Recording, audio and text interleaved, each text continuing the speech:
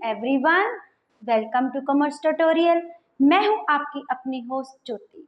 आज हम स्टार्ट करने जा रहे हैं +1 इकोनॉमिक्स का टॉपिक कंज्यूमर इक्विलिब्रियम। हमने अपने लास्ट सेशन में कंज्यूमर इक्विलिब्रियम डिस्कस किया था, लेकिन वो किया था इन the case of single commodity. आज हम स्टार्ट करने जा रहे हैं 2 कमोडिटी का केस। सबसे पहले कंज्यूमर इक्विलिब्रियम का मीनिंग तो वो सेम ही रहेगा, वो कंडीशन जिसमें कंज्यूमर सबसे ज्यादा क्या होता है, सेटिस्फाइड होता है, और इस कंडीशन को हम क्या बोलते हैं, स्टेट ऑफ रेस्ट, और वो अपनी कंडीशन को चेंज करने के लिए तैयार नहीं होता। लेकिन इसमें हम क्या कर रहे हैं, उसमें हमने बोला था जब कंज्यूमर एक ही टाइम पे एक कमोडिटी को कंज्यूम करता है। लेकिन आज हम केस ऐसा करने जा रहे हैं जिसमें कंज्यूमर एक ही टाइम पे 2 टाइप्स ऑफ गुड्स को कंज्यूम करता है, जैसे एप्पल बनाना हो गया, पिज्जा बर्गर हो गया, या भी और भी कोई दोनों सेम टाइप्स ऑफ गुड्स होगी। ये वो केस है। इसमें सबसे पहले हम जब भी कोई थ्योरी करते हैं तो उसकी हम क्या देखते हैं, अजम्पशंस। इनकी एजम्पशन वही सेम है। जैसे कि पहले हमारा जो कंज्यूमर है वो कौन सा होता है, रैशनल कंज्यूमर। रैशनल कंज्यूमर हमने लास्ट सेशन में देखा था कि वो कंज्यूमर जो मैक्सिमम सेटिस्फेक्शन लेना चाहता है आउट ऑफ मिनिमम इनकम या मिनिमम गिवन रिसोर्सेज, उसको हम क्या बोलते हैं, रैशनल कंज्यूमर। सेकंड भी वो सेम है, that is law of DMU क्या करेगा, अप्लाई करेगा, law of diminishing marginal utility. और उसके बाद जो हमारी यूटिलिटी है वो हमारी कौन सी है, कार्डिनल। मींस यूटिलिटी को हम मेजर कर सकते हैं in the terms of utils. उसके बाद एक और थी हमारी, वो क्या है कि money value will remains the same, income of the consumer will remains the same, price of the consumer will remains the same। ये assumption है वो जो कि हम law of DMU में भी यही अप्लाई होती है, और consumer equilibrium single commodity case में भी यही अप्लाई होती है। और इस थ्योरम के और भी नाम है, जैसे law of equi marginal utility, Gossen second law, law of maximum satisfaction and law of substitution. अगर कुछ भी पूछा जाए तो हमारा आंसर क्या होगा, सेम। अब देखते हैं हम law of equi marginal utility या कंज्यूमर इक्विलिब्रियम 2 कमोडिटी केस में क्या होता है। जब एक कंज्यूमर एक ही टाइम पे 2 गुड्स को एक्स और वाई कमोडिटी को एक साथ कंज्यूम करता है, तो उसने जो लास्ट रुपी स्पेंड किया है वो इस वे से स्पेंड किया होना चाहिए कि दोनों में से जो उसको मार्जिनल यूटिलिटी डिराइव हो रही है वो क्या होनी चाहिए, सी। जैसे मेरे पास कितने रुपए थे, 5 रुपए थे, मैंने 3 रुपीज किस पे स्पेंड कर दिए, एक्स कमोडिटी पे, और 2 रुपीज किस पे स्पेंड कर दिए, वाई कमोडिटी के। और जब मैंने 3 रुपीज स्पेंड किए हैं तो मेरे को यूटिलिटी कितनी ड्राइव हो रही है, 10 यूटिलिटी एमयू। और जब मैंने सेकंड यूनिट वाई कमोडिटी के कंज्यूम किए तो मेरे को मार्जिनल यूटिलिटी कितनी ड्राइव हुई, 10। और ये दोनों क्या है, सेम। लास्ट रुपीज जो मैं अपने एक्स और वाई कमोडिटी पे ऐसे स्पेंड करूं कि दोनों से मिलने वाली जो मुझे मार्जिनल यूटिलिटी है वो क्या हो, सेम। जैसे कि ये मेरे पास एक टेबल है, जब मैंने 3 लास्ट रुपी स्पेंड किया मैंने एक्स पे कमोडिटी पे, तो मुझे यूटिलिटी कितनी ड्राइव हो रही है, मार्जिनल 8। और वैसे ही मैंने अगर 2 यूनिट्स 2 कमोडिटी मैंने वाई यूनिट्स के खरीदे तो मेरे को कितनी यूटिलिटी, मार्जिनल यूटिलिटी ड्राइव हो रही है, 8। ये दोनों क्या होने चाहिए, सेम। पहले तो हमें ये समझना चाहिए। उसके बाद हमने कल सिंगल कमोडिटी केस में किया था, जब हम एक कमोडिटी को कंज्यूम कर रहे हैं उस केस में हमारे इक्विलिब्रियम की कंडीशन क्या थी, that is marginal utility of X upon marginal utility of money. क्योंकि हम इसको किस में प्रेजेंट कर रहे हैं, in the terms of rupees, it must be equal to P X. अब यहाँ पे हम सिंगल की बात कर रहे हैं, यहाँ पे हम इसको दोनों को एक दूसरे के ऑपोजिट कर सकते हैं, पी एक्स यहाँ पे आ सकता है और ये चीज हम यहाँ पे शिफ्ट कर सकते हैं। तो हमारा इक्वेशन क्या बन जाएगी, कुछ ऐसे बन जाएगी।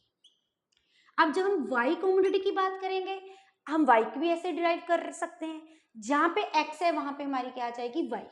That is marginal utility from y upon marginal utility of money must be equal to price of y।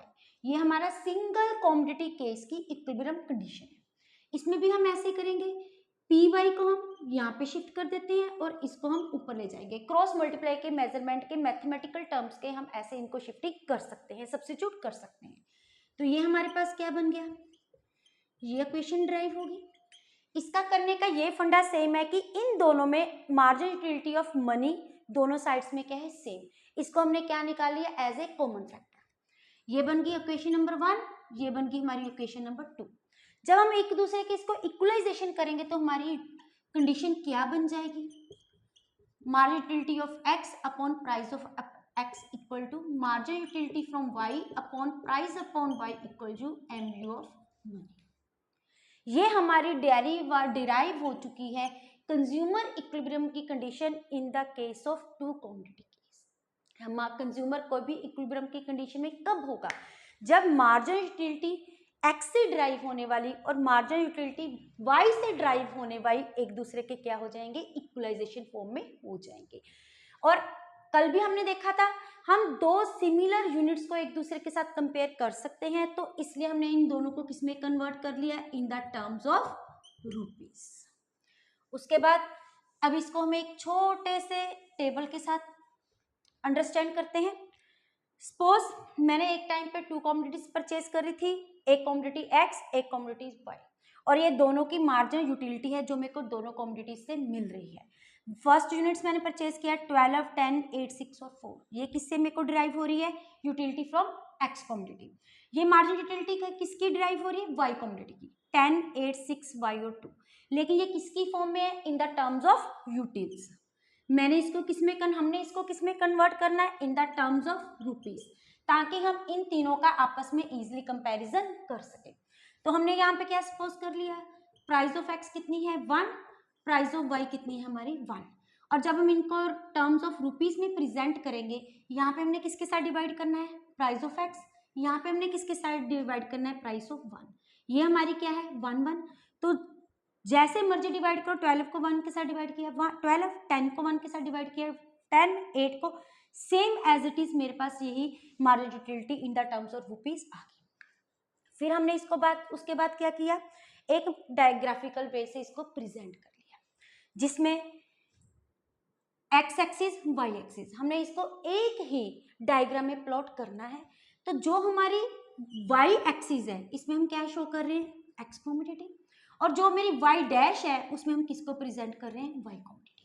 जो भी एक्स कमोडिटी है वो किस पे शो की जाएगी, एक्स एक्सिस पे। वाई कमोडिटी किस पे शो की जाएगी, वाई डैश एक्सिस पे। जैसे ये एक्स कमोडिटी है, जैसे हम इस टूवर्ड्स द राइट शिफ्ट कर रहे हैं, ये हमें किसकी शो कर रही है, information goods of x commodity की। जब हम लेफ्टवर्ड शिफ्ट कर रहे हैं, क्योंकि ये सारी इंफॉर्मेशन किसकी है, वाई की, तो वो किस साइड मूव ऑन करेगी, लेफ्टवर्ड्स। ये सारी इंफॉर्मेशन कितनी है, एक्स की, तो वो कौन सी साइड मूव करेगी, राइटवर्ड्स। ये सारी इंफॉर्मेशन कहाँ कौन से शो कर रही है, हमारी वाई कमोडिटीज की। यहाँ पे 0, 1, 2, 3, 4, 5 के नीचे 0 और कोरस्पॉन्डिंग हमने यहाँ पे पॉइंट्स ले लिए। तो उसके बाद इसको मैंने क्या किया, ग्राफ में हमने इसको प्लॉट कर लिया। सबसे पहले किसको प्लॉट किया है, मार्जिनल यूटिलिटी फ्रॉम एक्स को। 1 पे हमारी कितनी है 12, देन 2 पे हमारे पास कितनी है 10, 3 पे हमारे पास कितनी है 8, 4 पे हमारे पास कितनी है 6, देन का 5 पे हमारे पास कितनी है 4। ये मार्जिनल यूटिलिटी को जब हमने ज्वाइन किया तो ये हमारी कौन सी मार्जिनल यूटिलिटी कर्व आ गई, मार्जिनल यूटिलिटी फ्रॉम एक्स। दूसरी तरफ हमने किसको ड्राइव कर लिया, हमने वाई कमोडिटी को। 1 पे हमारी कितनी है 10, 2 पे हमारी कितनी है 8, देन कम्स 6, देन कम्स 4 और देन कम्स 2। ये दोनों पॉइंट्स, दोनों कर्व हमारे पास किस पॉइंट पे इंटरसेक्ट हो रहे हैं, ई पॉइंट पे। E is known to be the equilibrium point. Equilibrium point, ये इंटरसेक्टिंग पॉइंट ये शो कर रहा है कि दोनों कमोडिटीज से हमें मिलने वाली जो मार्जिनल यूटिलिटी है वो इस पॉइंट पे क्या है, इक्वल है। जैसे कि इधर वाली साइड हमने देखा 8 है, इधर वाली साइड हमने क्या देखा 8 है। दोनों वाली साइड हमें क्या हो रही है, marginal utility remains the same, that is 8 in the terms of rupees. जब हमने इसको नीचे की तरफ ड्राइव किया तो हमने देखा जब हम एक्स कमोडिटी की बात कर रहे हैं तो हमारे पास कितने यूनिट्स आ रहे हैं, 3 units, 3 units corresponding to the x.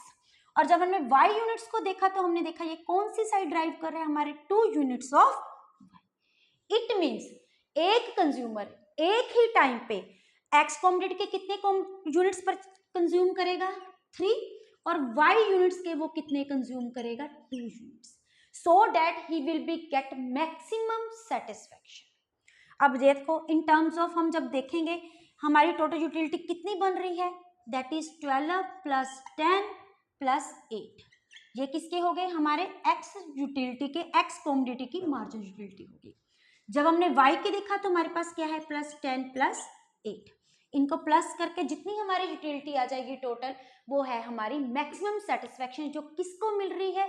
एक कंज्यूमर को मिल रही है। अब ये क्वेश्चन यहीं पे खत्म नहीं होता। इसके बाद हमने ये दो कंडीशन भी टेक इनटू अकाउंट करनी है।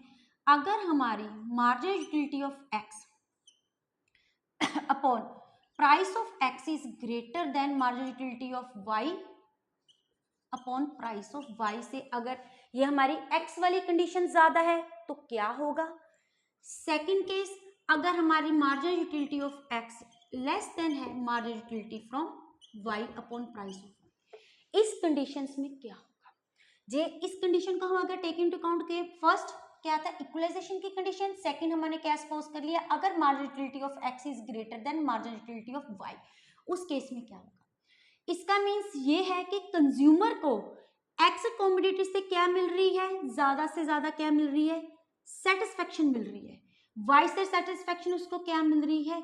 कम मिल रही है, क्योंकि मार्जिन यूटिलिटी किसकी ज्यादा है? एक्स कमोडिटी की ज्यादा है। और हमने ये पढ़ा था जिस कमोडिटी से हमें सेटिस्फेक्शन ज्यादा मिलती है उसकी कंजम्पशन कंज्यूमर क्या कर देगा? इंक्रीज कर देगा। जब उसकी कंजम्पशन एक कंज्यूमर इंक्रीज करेगा तो यहाँ पे कौन सा हमारा लॉ अप्लाई होएगा? DMU, that is law of diminishing margin utility, जो कहता है कि जब कंज्यूमर एक्स्ट्रा एडिशनल यूनिट्स पर कंज्यूम करना शुरू होता है तो उसकी सेटिस्फेक्शन क्या होनी शुरू हो जाती है? रिड्यूस होनी शुरू हो जाती है। तो कब तक रिड्यूस होगी? जब तक हमें ये वाली कंडीशन ना मिल जाए। ये पार्ट कम होना शुरू हो जाएगा तो अल्टीमेटली हम वापस अपने इक्विलिब्रियम की कंडीशन पे पहुंच जाएंगे। दोबारा फिर बता रही हूं, अगर margin utility from x is greater then है मार्जिन यूटिलिटी ऑफ वाई, तो इसका मतलब ये है कि जो हमें एक्स से मिलने वाला सेटिस्फेक्शन है वो ज्यादा है वाई से कंपैरिजन के। तो हम तो एक है ह्यूमन बीइंग है, रैशनल कंज्यूमर है, हम वही चीज कंज्यूम करनी शुरू करते हैं ज्यादा से ज्यादा जिससे हमें सेटिस्फेक्शन ज्यादा मिलती है। अल्टीमेटली इफेक्ट क्या पड़ेगा? कंज्यूमर किसकी कंजम्पशन इंक्रीज कर देगा? एक्स कमोडिटी की। फिर लॉ ऑफ क्या अप्लाई होगा? हमारा DMU। उसके कारण हमारी सेटिस्फेक्शन क्या होनी शुरू हो जाएगी? कम। सेटिस्फेक्शन तब तक कम हो जाएगी तब जब तक हमें ये वाली कंडीशन द्वारा अचीव नहीं होती। अब हम सेकंड केस देखेंगे। हमारा वो कौन सा केस है? जिस केस में मार्जिन यूटिलिटी ऑफ वाई हमारी ग्रेटर देन होती है एक्स के अकॉर्डिंग। यहाँ पे भी क्या होगी? कंडीशन सेम ही रहेगी। कैसे? ये क्या शो कर रहा है कि जो हमारा सेटिस्फेक्शन हमें किससे ज्यादा मिल रही है? वाई कमोडिटी से as compared to X commodity. अब जिससे सेटिस्फेक्शन ज्यादा मिल रही है हम उसकी कंजम्पशन क्या कर देंगे? इंक्रीज कर देंगे। जब कंजम्पशन इंक्रीज होगी तो हमारा कौन सा लॉ आएगा? That is DMU, law of diminishing margin utility. जो बोलता है जैसे जैसे हम कंजम्पशन इंक्रीज करते जाते हैं वैसे वैसे हमारी सेटिस्फेक्शन क्या होनी शुरू हो जाएगी? डिक्रीज होनी शुरू हो जाएगी। ये कब तक डिक्रीज होगी? जब तक हमें ये सेम कंज्यूमर इक्विलिब्रियम की कंडीशन अराइव नहीं हो जाए।